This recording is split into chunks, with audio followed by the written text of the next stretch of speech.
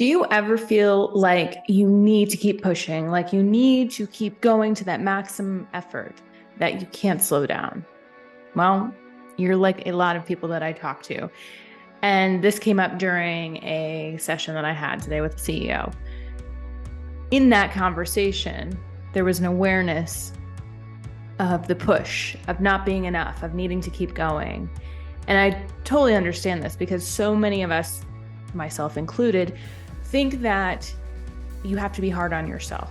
If you aren't pushing yourself, if you aren't squeezing that last effort out, that it's failure, that you're going to be lazy, that things are going to fall apart if you don't do it. And I'm just curious, when is it enough? And at what cost? And what are we modeling to the people around us? So if you lead a team, if you're running a company, if you're in a family, the people that are around you are picking up on that. Well, they're not slowing down, but I'm slowing down. So what does it mean for me?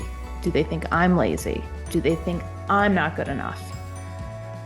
And more times than not, we don't want the people that we care about, the people that we love, to feel the way that we feel about ourselves. And so I want to just put up that reflection that how you feel about yourself in turn becomes how other people feel about themselves. It's the message that you are inadvertently putting out into the world.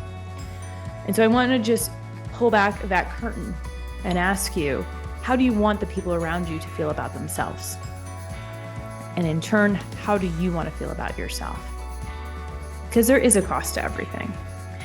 And what I've realized in my professional and personal journey is that the efforts that we go to, those big gestures, those small changes are important. And we're not giving ourselves the credit that we deserve. We're not taking stock of all of the work that we're doing and also all of the intentionality of not working. Because rest is just as important as action. But in this society, in this world that we live in, we are focusing on our output, on our productivity, on our go, go, go, on our hustle, on our grind.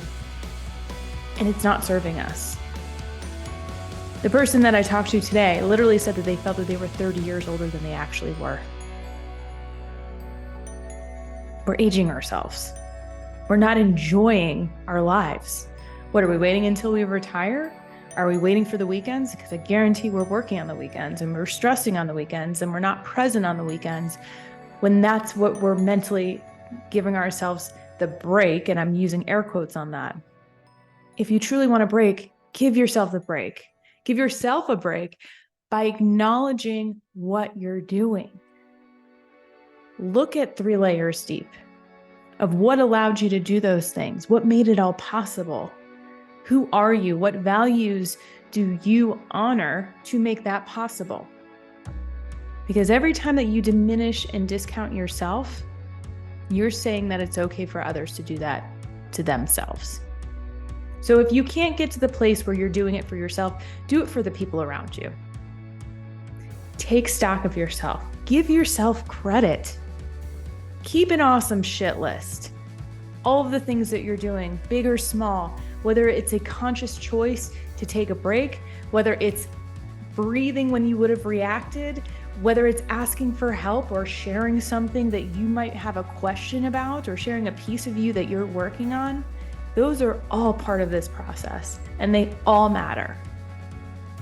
But the more that we diminish and discount them, the more that we're diminishing and discounting ourselves. So if you want to be a model for positive change, if you want an innovative culture, if you want to change the world in a positive way, it first starts with how you treat yourself. So I encourage you to pause and to reflect.